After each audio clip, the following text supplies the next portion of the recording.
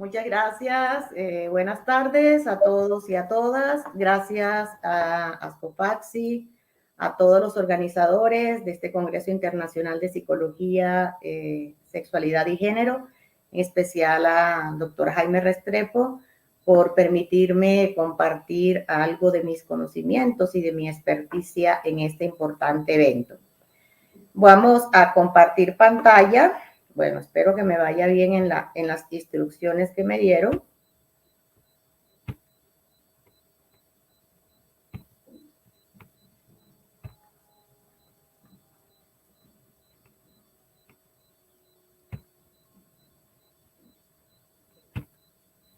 ¿Me confirman, por favor, si se está viendo perfecto? Excelente, doctora Nereida. Bueno, muchas gracias. Bueno, entonces,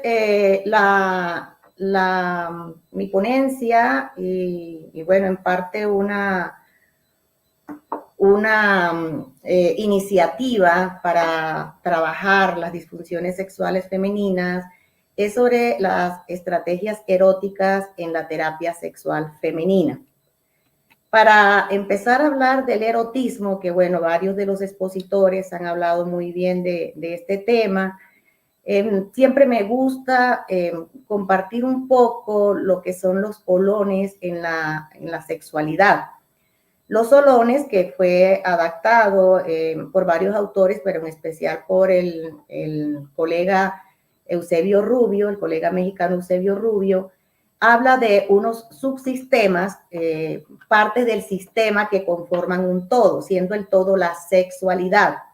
Y los subsistemas que los ven alrededor son la afectividad, la reproductividad, que quizás es el más conocido, el género y el erotismo. Y en este sistema de olones, que ya dejó de ser una teoría porque ya está aceptado a nivel mundial, pues se entienden como unos subsistemas o unas estructuras biológicas que originan comportamientos y que interactúan entre sí, potenciando los comportamientos y las actitudes sexuales, facilitando las experiencias tanto intrínsecas como la interacción con otras personas, con significados integrales alrededor de la experiencia de la sexualidad. Y a la vez, estos 4 olones tienen interacción con la cultura, la sociedad, la política, la ética, la religión, incluso con el medio ambiente, conformándose así entonces un gran sistema. Dentro de esos 4 olones, el olón del erotismo, que es el que me corresponde hoy en mi ponencia, pues están identificados algunos elementos importantes como la neuroquímica de la fisiología erótica, es decir, ha avanzado tanto el conocimiento de la ciencia desde la medicina sexual que ya podemos hablar de la neuroquímica y de la fisiología del erotismo. Pero también ya se conoce la bioquímica del cortejo y del enamoramiento, la identidad erótica, los guiones eróticos y las diferentes actitudes sociales ante la virginidad, ante el matrimonio, el divorcio. Aquí en el olón erótico también están los códigos morales e incluso los delitos sexuales. Entonces, quise hacer esta antesala para hablar un poco del erotismo, pero para hablar del erotismo, por supuesto, tenemos que hablar del placer sexual.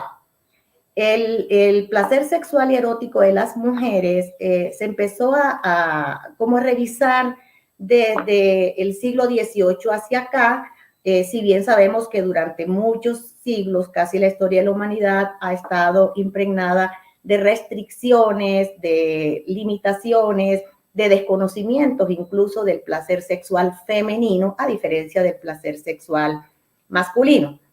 No fue hasta el siglo XVIII cuando el discurso dominante representaba a los cuerpos femeninos como una imagen invertida del cuerpo masculino, y el placer sexual y el orgasmo femenino se valoraban por su relación con la fecundidad y la reproducción. Es decir, en el siglo XVIII aún no se reconocía que la mujer podía sentir placer y que podía tener incluso orgasmos.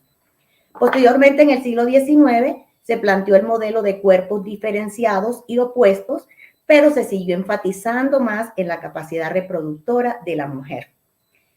En estos dos siglos, los 18 y los 19, la sexualidad se empezó a convertir en un interés médico, pero más en la patologización de la sexualidad femenina, donde se asociaba a enfermedades, a malestares.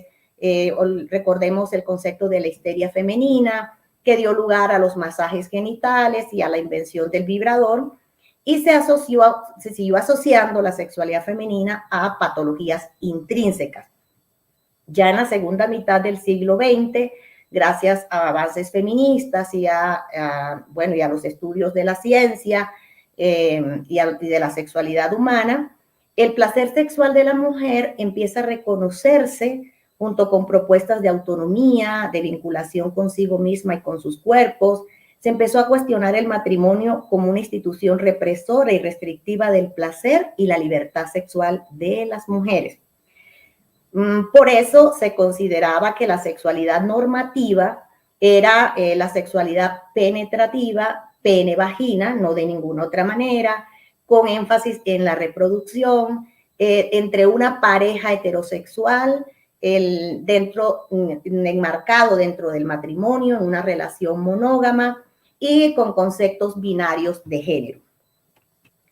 Por supuesto, esto fue cambiando a medida que avanzamos en el siglo XX y lo que hemos avanzado del siglo XXI, en donde ya se empieza a hablar no de una sexualidad, sino de sexualidades en plural y sexualidades periféricas, es decir, que traspasan las fronteras, que van más allá de la normalidad, entre comillas, sexual que nos habían impuesto en los siglos anteriores, en la que hay una deconstrucción de la representación histórica de la sexualidad basada en el género, con el reconocimiento también de las orientaciones e identidades sexuales.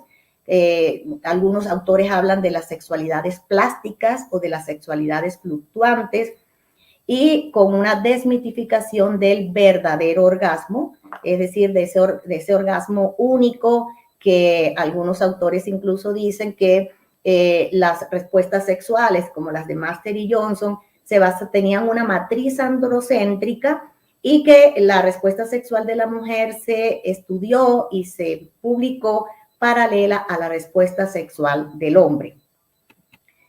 En estos mismos avances del placer sexual y del erotismo femenino, no quiero dejar por fuera los conceptos de la filósofa mexicana, Graciela Hierro, que habla de una ética feminista del placer.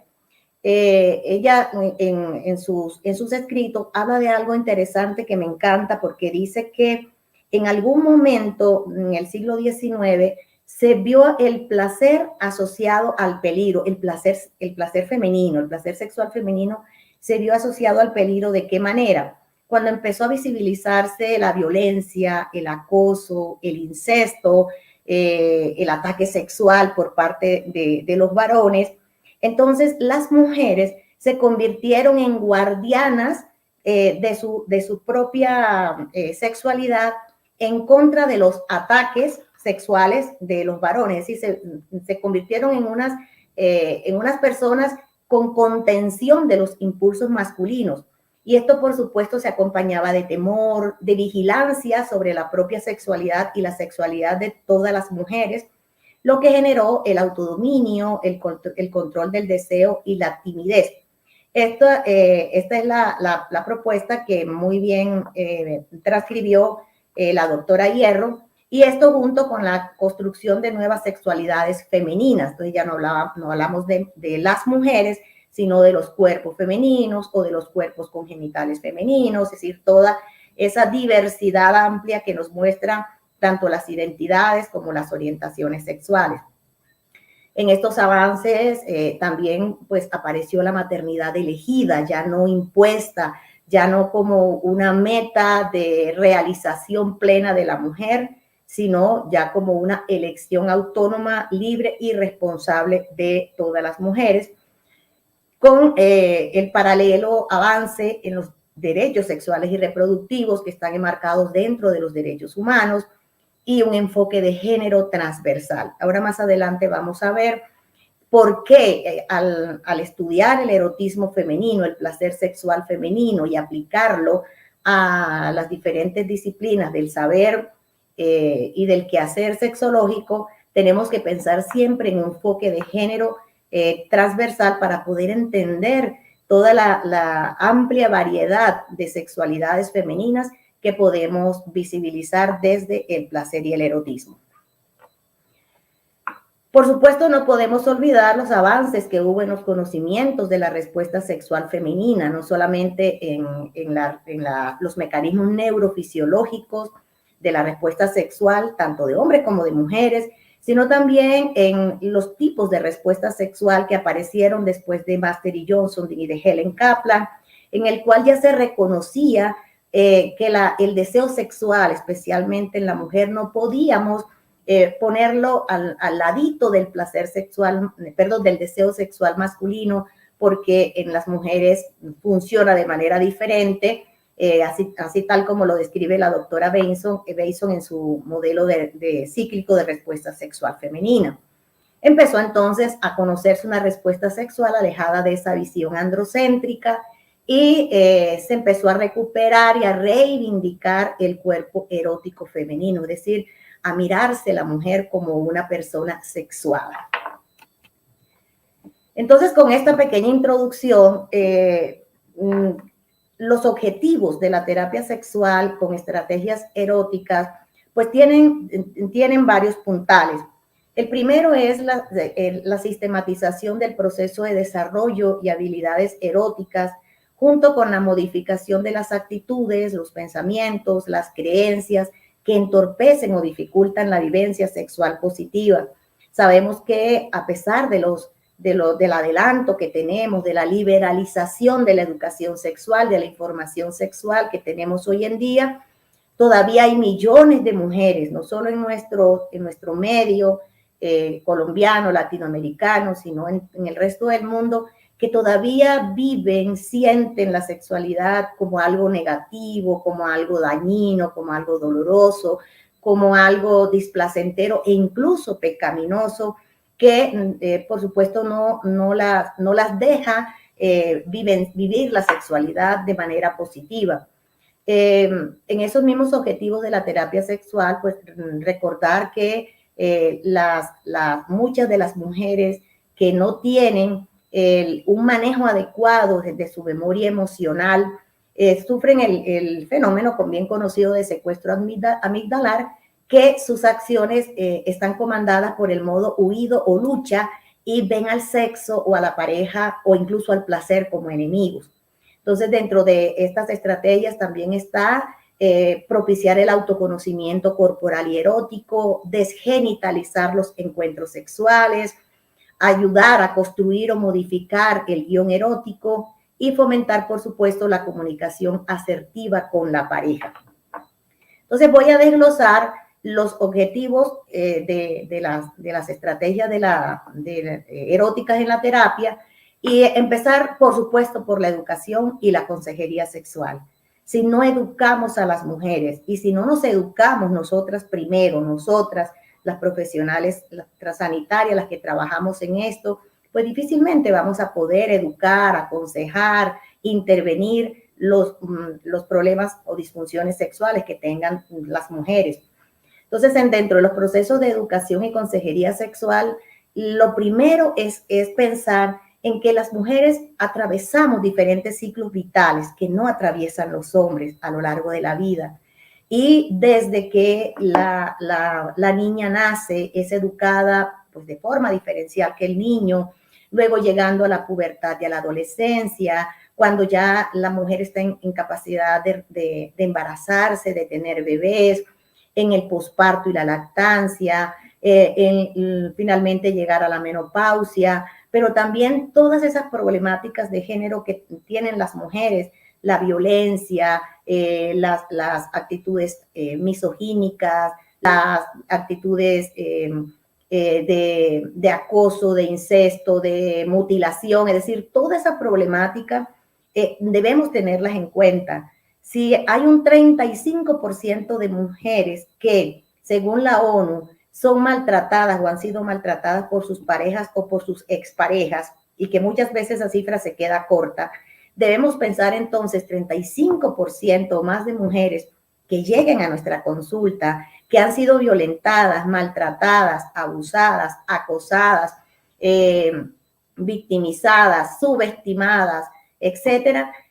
¿Cómo vamos a trabajar el erotismo en esas mujeres? Solamente miremos la imagen, la primera imagen que están en este momento reconociendo en la presentación. A esta mujer, si no la sacamos del ciclo de violencia, ¿cómo vamos a hablarle nosotros de estrategias eróticas si nos consulta por un problema de deseo, de excitación, una anorgasmia, un vaginismo, una dispareunia, etcétera? Entonces, la educación para despejar tabúes, mitos, para desmentir los discursos de peligro, reconocer el deseo y el cuerpo como espacios autónomos de decisión, reivindicar y visibilizar la sexualidad femenina, no dependiente del deseo del hombre, sino como algo autónomo, algo muy propio de ella, a solas o en pareja, despejar las actitudes erotofóbicas, identificar las rutinas antieróticas, utilizar la creatividad y que la mujer pueda tener una especie de reserva, de stock de estrategias eróticas cuando ella sienta que se está apagando su erotismo o está entrando en una disfunción sexual. Dentro de esas mismas estrategias eróticas tenemos lo que se llama las modificaciones de guiones eróticos, es decir, enseñarle a la mujer, propiciar que conozca su propio guión erótico interno, que sea consciente de sus expectativas y de sus propios deseos, preguntarse cuáles fantasías tiene, elegir las fantasías positivas y descartar las fantasías perturbadoras, propiciar ambientes, estímulos, velocidades propias, y si tiene pareja, que se pueda compartir con ella, es decir, dentro de esa modificación de guiones eróticos, que se aprenda a manejar un lenguaje asertivo para que pueda intervenir, compartirlas con su pareja. Y recordemos que las fantasías sexuales son uno de los pilares del deseo y de la excitación sexual. Y de hecho, en la historia psicosexual que le hacemos a nuestras pacientes, las fantasías sexuales son un indicador de la salud sexual, tanto en hombres como en mujeres, por razones culturales, por razones de creencias de todo tipo. Las mujeres tienden a fantasear menos que los hombres y quizás es uno de los elementos que más se encuentran apagados en disfunciones relacionadas con el interés y la excitación sexual. Además, se considera que las fantasías sexuales potencian, inducen los orgasmos e incrementan la satisfacción sexual.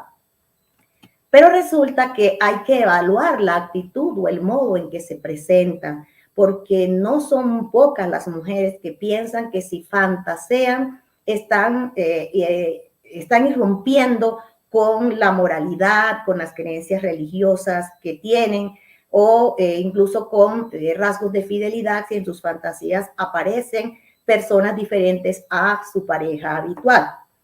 Hay algunos estudios interesantes que hablan del pensamiento sexual positivo, es decir, aquellas mujeres que pueden fantasear sin sentir perturbación, que son conscientes de que las fantasías son productos de su imaginación y que no tienen por qué transgredir normas morales o religiosas si esas fantasías llegan a su mente, y que les produce mayor afecto positivo, mayor excitación subjetiva, más frecuencia masturbatoria y mayor satisfacción sexual.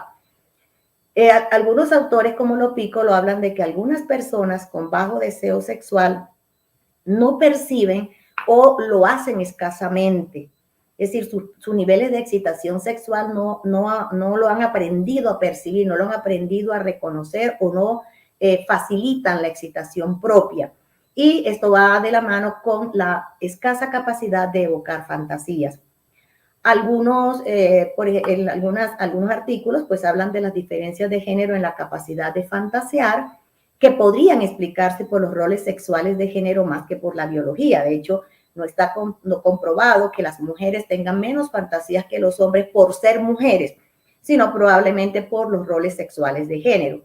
Y por eso la gran pregunta o el mito que los hombres piensan más en sexo que en las mujeres, algunos autores se atreven a decir, sí, ellos piensan más que nosotras en sexo, pero ellos también piensan más en comer y en dormir porque han sido socializados para prestar mayor atención a sus propias necesidades vitales, mientras que a nosotras las mujeres nos han socializado desde pequeñas para prestarle atención a las necesidades vitales de los otros y de las otras. Dentro de estas mismas fantasías sexuales, pues hay que reconocer que no siempre van a ser placenteras o confortables, y eso hay que tenerlo en cuenta. Las cogniciones sexuales experimentadas positivamente en las mujeres que pueden experimentarlo así son menos intrusivas, se asocian con intentos menos frecuentes de controlar el pensamiento que las cogniciones sexuales negativas. Y cuando hay bloqueos emocionales derivados de estas cogniciones disfuncionales, entonces pueden derivar en distorsiones cognitivas o en errores en las creencias o supuestos personales. Ayer la doctora Margie nos explicaba muy ampliamente este tema en que la mujer entonces experimenta ansiedad, experimenta miedo, algunas incluso entran en pánico cuando tienen distorsiones cognitivas relacionadas con la propia sexualidad o con la sexualidad de su pareja. Y por supuesto esto en el campo de las fantasías se convierten en perturbadoras y difícilmente se puede trabajar las fantasías sexuales cuando las mujeres tienen cogniciones sexuales negativas. Dentro de estas mismas estrategias tenemos los que son los activadores eróticos. En el modelo de la función sexual del doctor Bianco, podemos ver que para activar el deseo sexual hay factores activadores externos y factores activadores internos. Dentro de los activadores externos tenemos todos los que pueden proceder de los órganos de los sentidos, incluyendo, por supuesto, la piel, que es el órgano sensorial más amplio que tenemos en el cuerpo humano. Pero en el caso de las mujeres hay que tener en cuenta los activadores eróticos relacionados primero con la belleza, con esos imaginarios falsos que nos han vendido de la juventud eterna, de la belleza, de los cuerpos esculturales, de la piel lisa, sin estrías, sin celulitis, de los rostros hermosos, de no a las arrugas, y eso definitivamente se convierte en un obstáculo importante para activar el deseo sexual en la mujer. En cuanto al sentido de la vista, las mujeres quizás seamos menos visuales que los hombres para activar el interés o la excitación, pero hay algunos estudios interesantes como el de Lam, que dice que si bien las mujeres parecen excitarse más con imágenes poco explícitas, la respuesta vasocongestiva vaginal no presenta diferencia de un tipo de videos u otros. De hecho, hoy en día sabemos que las mujeres están accediendo más a la pornografía que años anteriores. Incluso en esta época de pandemia ha aumentado el consumo de pornografía por parte de las mujeres y no necesariamente material erótico, como siempre lo proclamamos, que a las mujeres les gusta más el contenido erótico que el porno evidente, sino que ya las mujeres pues también están entrando en el mundo de la pornografía para estimular su erotismo. En cuanto al órgano del olfato, pues las feromonas y la mayor capacidad olfativa de la mujer, se considera que las mujeres tenemos 2000 veces más sensible el olfato que los hombres. Las frases sugestivas, románticas, de aprobación y seductoras, con ritmo, tono de voz, susurros, por supuesto, esto incentiva más el erotismo que si no se utilizara la verbalización erótica. Las caricias, en el tema del órgano sensorial de la piel, activan los sentidos, estimulan el deseo o la excitación y pueden estimular también la elaboración de fantasías. Y no olvidar que el beso para la gran mayoría de mujeres, no para todas, es un activador importante de la respuesta sexual femenina.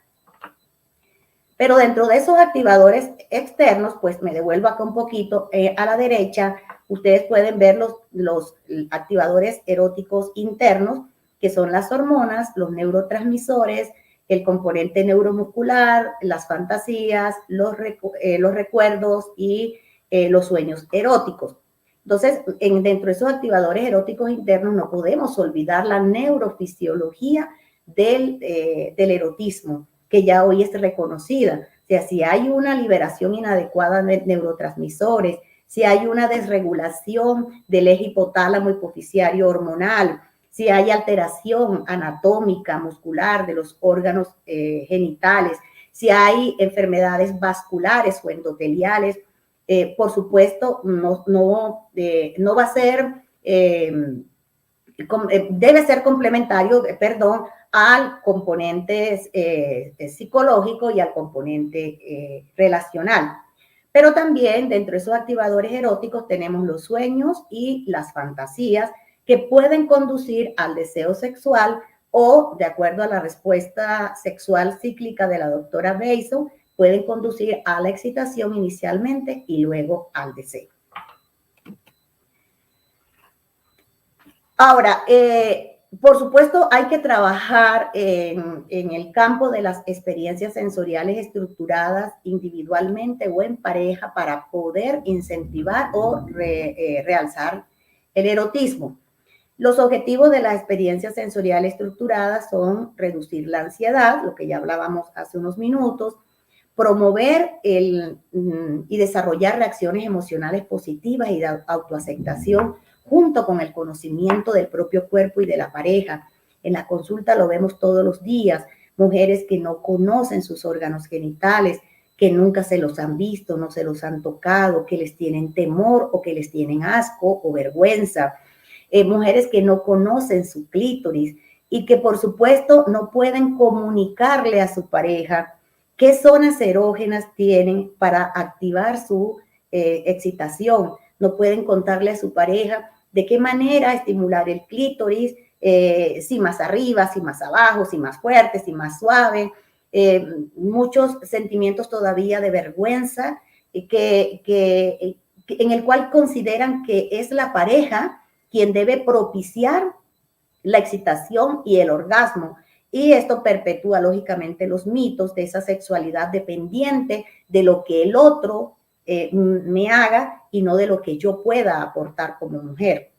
Propiciar, por supuesto, una exploración y estimulación más eficaz y placentera, fomentar una mejor comunicación erótica. En eso las mujeres pues todavía tenemos muchos déficits en ese tipo de comunicación, más que todo por vergüenza. Y además, esta estructuración de las experiencias sensoriales sirve para revelar obstáculos e interferencias eróticos que no se habían detectado antes. Hay mujeres, por ejemplo, que recuerdan desde la primera vez que tuvieron una experiencia sexual coital, antes del matrimonio, recordando el discurso de su mamá de que no se lo vayas a dar a nadie antes que te cases, porque se van a aprovechar de ti, porque vas a condenarte. Y mujeres que todo el tiempo ese discurso materno las persigue y por supuesto no pueden excitarse, no pueden fomentar un erotismo porque viven con sentimientos de culpa permanentes.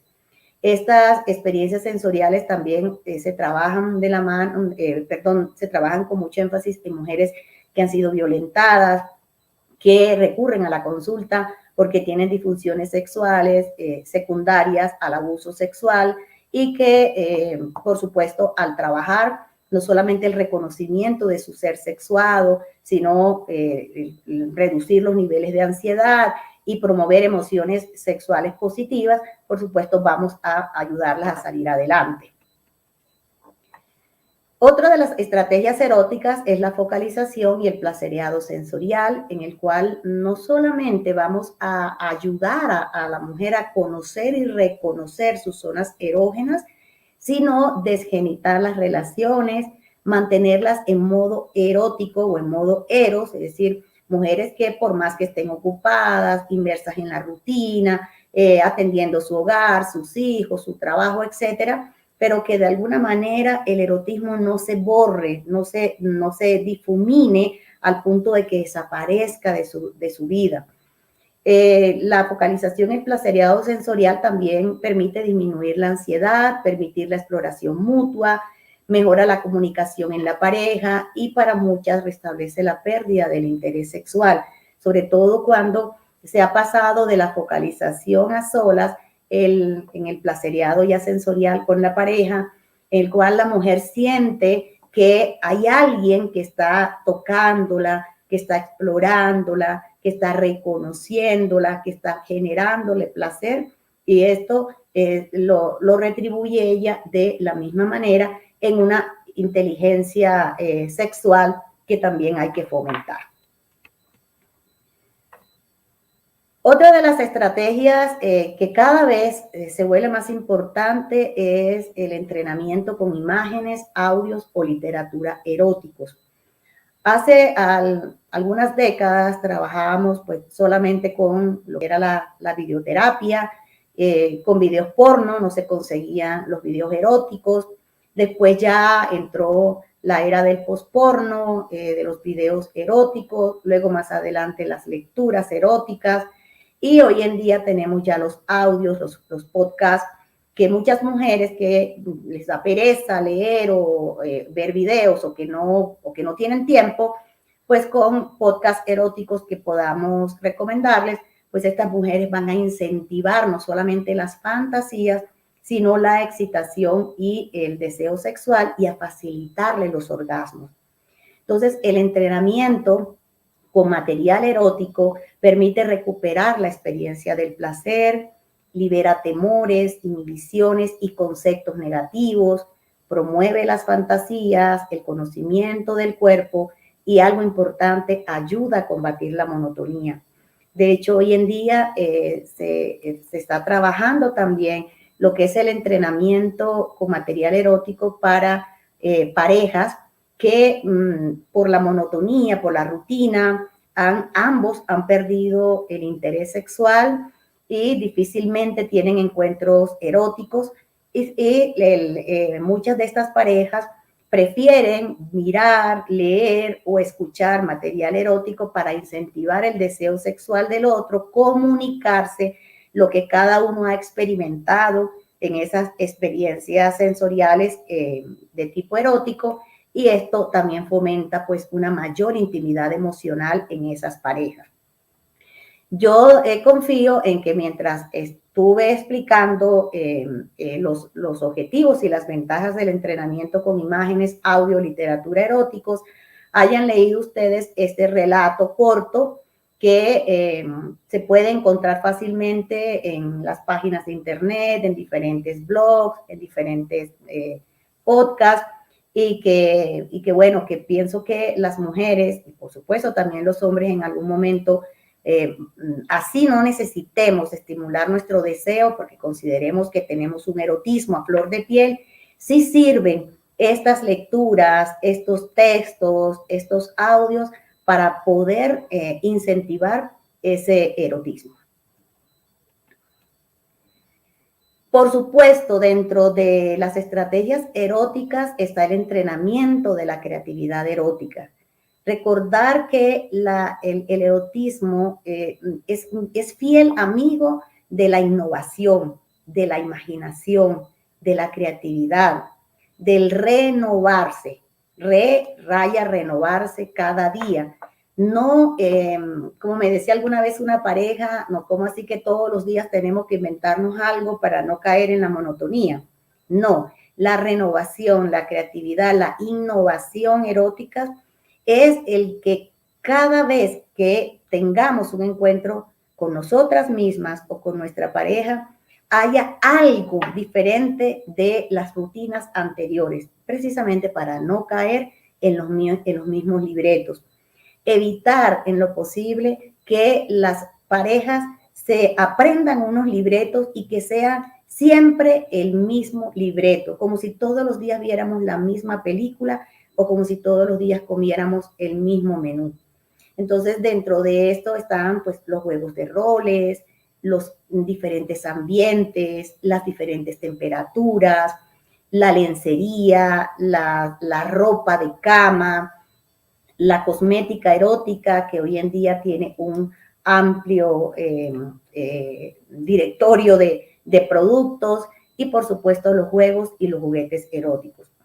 Por supuesto, vamos a encontrar mujeres que al hablarle de juego de roles, por ejemplo, van a decir, no, a mí no me gusta eso, de yo disfrazarme de enfermera, de yo disfrazarme de qué sé yo, y me parece machista, pero hay muchas técnicas en que no necesariamente la pareja tiene que salir a comprar unos disfraces o a ponerse un negligé rojo o negro para estimular al otro o para estimularse a sí misma. Hay las herramientas como la música, la danza, la misma comida, la poesía, en que las personas, tanto a solas como en pareja, pueden entrenarse en incentivar la imaginación erótica. Lo mismo sucede con los ambientes. Hoy estamos viendo, a raíz de la pandemia, que los niños quedaron atrapados con sus padres 24/7 en los confinamientos que vivimos, y que lastimosamente se han quedado ahí metidos en la habitación, y ni siquiera en la habitación, sino en la cama de los papás. Y las consultas han aumentado de esas parejas que prácticamente ni siquiera tienen un roce cuando llegan del trabajo y se vuelven a encontrar al llegar la noche, porque los niños están metidos en la cama y no lo han sacado. Y algo que quizás pueda sonar jocoso, pero que también está ocurriendo, las mascotas. Entonces, las mascotas se han apropiado de los ambientes íntimos de las parejas y se han convertido también en parte de los elementos antieróticos de las personas en la era moderna. Lo mismo las temperaturas, jugar con ello. Hay personas que cuando el clima es caluroso, se les siente que se les difumina el deseo, mientras que hay otras personas que no soportan el clima frío. Recuerdo una pareja que tuve hace poco en que ella quería tener un encuentro erótico con su compañero con medias puestas, y él se quejaba porque decía, no, es que me parece eso antisexo. Pero cuando ella entonces quiso quitarse las medias y encender un calentador portátil que yo le sugerí, entonces él se quejaba porque el calor le afectaba el interés sexual. Entonces, estas cosas como tan sencillas, sí juegan un papel importante en hombres y en mujeres, pero en el caso de las mujeres, que quizás tenemos una mayor sensorialidad, es importante tenerlo en cuenta. La lencería junto con la ropa de cama también son importantes, los olores, los colores y toda la juguetería erótica que hoy en día está saliendo.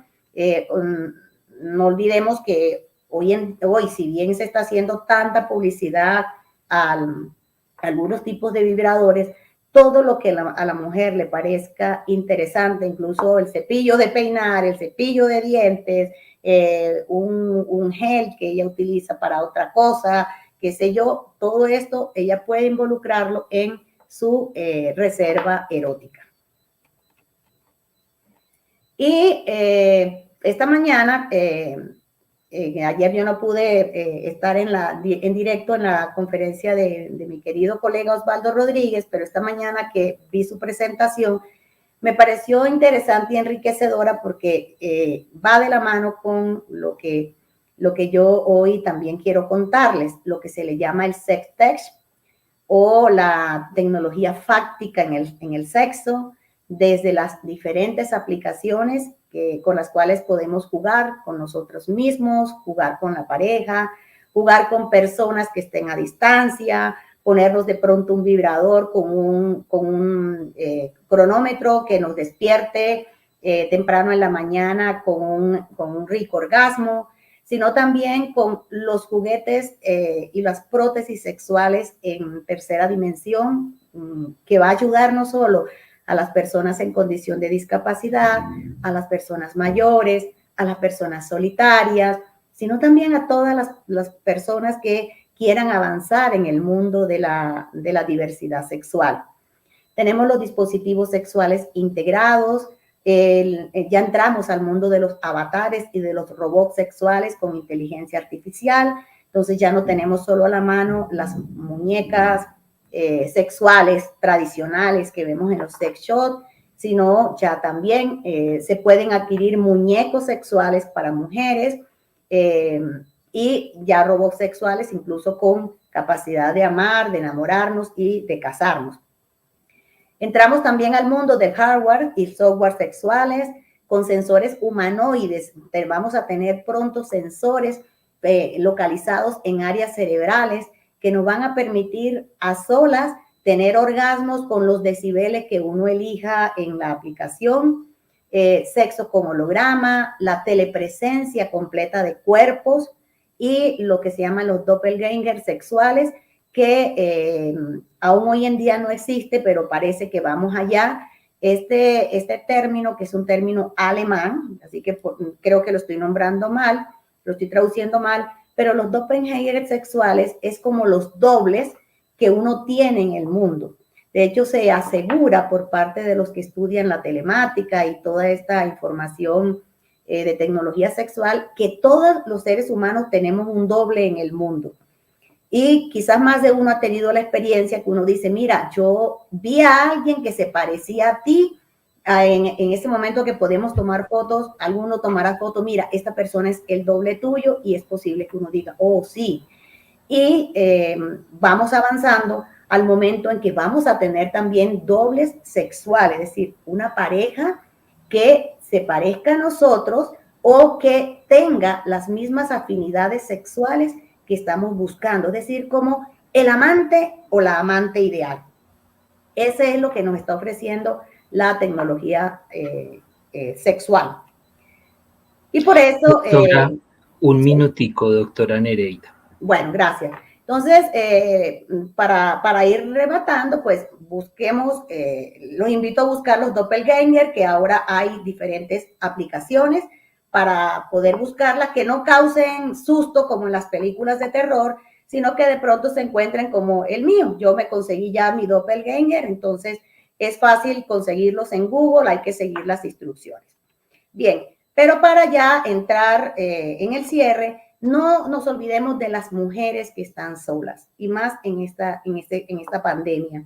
Esas mujeres que muchas veces se preguntan, pero ¿por qué hablan de erotismo? ¿Por qué hablan de pareja, de placer sexual si yo no tengo pareja, si yo la perdí, si nunca la he tenido o no deseo tenerla? Entonces hay que tener en cuenta dentro de las estrategias eróticas a esas mujeres y empezar a trabajar su autoerotismo.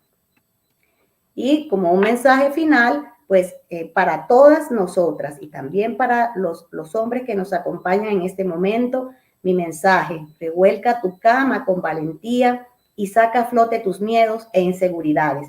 Es el momento de sacudir las sábanas y sacar la verdadera esencia de la mujer libre y sexuada que ha estado escondida por muchos siglos. Bueno, muchas gracias. Doctora Nereida Lacera, médica, sexóloga, muchas gracias por su excelente ponencia. Hay unas inquietudes en el auditorio desde las 2:20 de la tarde.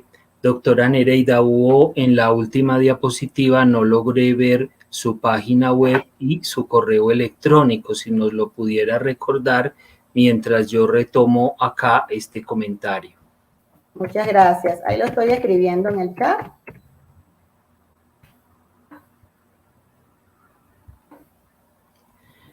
Muy bien, recordamos la página web de la doctora Nereida, nelassexóloga.co, nelassexóloga.co y edusex60@gmail.com. Muchas gracias, doctora Nereida. Doctora Nereida, a las 2:20 nos dicen, se hace más evidente en el siglo XXI la brecha cultural entre hombres y mujeres. Luego dice, buenas tardes, doctora, ¿cómo recomendaría abordar el caso en el que el miedo principal es a un embarazo no deseado? Otro comentario, La libido puede decrecer por procedimientos quirúrgicos tales como ligadura de trompas e histerectomía. Luego dice, una oportuna intervención es aprender a, perdón que se me escapó, una oportuna intervención es una invitación a darnos permiso para entrenarnos eróticamente. Bueno, muy bien, dice, estamos avanzando tan rápidamente en la ciencia que todo parece ser posible. Y vamos con una inquietud final. Bueno, ya son muchas felicitaciones a usted, doctora, para que las mire en el YouTube. Adelante con estos comentarios que nos hace. Bueno, sí, efectivamente, los tiempos han avanzado, ¿no? Y el doctor Osvaldo nos los mostraba. Ya vamos a entrar en lo que es el poshumanismo de la sexualidad. Y pienso que en la medida en que cada uno de nosotros nos conozcamos nuestro erotismo, nos reconozcamos como sexuados, vamos a poder, por supuesto, también poder ayudar, contribuir a los problemas disfuncionales de las mujeres que acudan a nuestra consulta o en el campo educativo, etcétera. Uno de los grandes obstáculos en el autoerotismo y en el erotismo de la mujer principalmente son los miedos a los embarazos, a las infecciones de transmisión sexual, los miedos a quedar mal, esa ansiedad anticipatoria que muchas veces contribuye a un mayor agravamiento de los problemas sexuales o de los temores sexuales, y lo que es la educación sexual, el conocimiento y por supuesto ya cuando se requiere una intervención sexológica, por supuesto van a ser los mejores aliados. Entonces, bueno, y ahí había algo que las intervenciones quirúrgicas pueden influir en la respuesta sexual, sobre todo en el deseo y la excitación. Sí, claro, todas las enfermedades crónicas y algunas cirugías, sobre todo grandes cirugías mutilantes como la mastectomía, como los procesos de radioterapia, por quimioterapia por cáncer, todo esto puede contribuir a agravar la respuesta sexual o a originar disfunciones sexuales, y es un capítulo amplio que hay que tener en cuenta cuando se trabaja el erotismo de la mujer. Y yo agradezco que me hayan hecho esa pregunta porque también hay que tenerlo en cuenta. Doctora Nereida, finalmente, allá detrás suyo hay un libro que está también en esta biblioteca de este servidor, y que para mí ha sido de gran utilidad en mis cursos. Si nos pudiera comentar de su libro, que se vea ya muy bien de fondo, y con esto cerramos. Y le ruego al ingeniero le dé entrada a nuestro amigo y colega, el doctor José Manuel González. Doctora Nereida, háblenos de este libro que está allá y que nos ha sido tan útil a tantas personas. Muchas gracias por la oportunidad, Jaime. El libro se llama Revolcando mi cama y acabo de escribirlo en el chat. Es un libro precisamente que invita, como la frase final, a revolcar la cama, a descubrir debajo de las sábanas todos esos secretos que nos escondieron durante siglos, especialmente a las mujeres, también a los hombres, como por supuesto hay que entenderlo. Pero en este libro, Revolcando mi cama, se puede hablar, pueden ustedes encontrar diferentes temas de sexualidad, a lo que hablamos hoy, lo que se ha hablado en todos estos 2 días, y pueden adquirirlo a través de mi página que ya escribí, www.nelasexóloga.co, o en las grandes bibliotecas digitales que son Amazon, Google y Apple. Entonces, bueno, invito a que puedan adquirir el libro para que sigan revolcando las camas, que es lo que estamos haciendo acá en el Congreso. De verdad, Jaime, muchas gracias. Gracias a todos los participantes y la bienvenida a mi querido amigo José Manuel.